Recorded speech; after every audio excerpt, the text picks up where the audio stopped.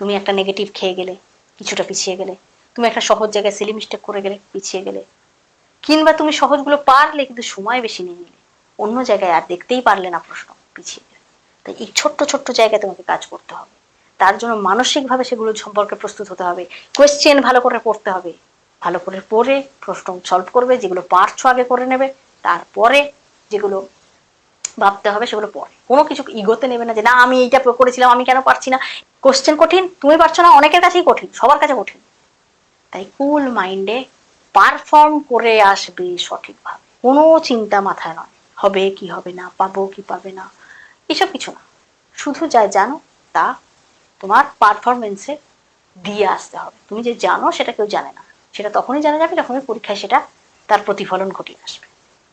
All the best, ভালো থেকো, সুস্থ থেকো, অনেক ভালোবাসা আশীর্বাদ তোমাদের জন্য রয়েছে সব সময়। শুধু ফাটিয়ে দিয়ে এসো, পরিশ্রম করে যাও, পরিশ্রম করার মানসিকতাটা এইভাবেই কাজে লাগিও আগামী দিনে।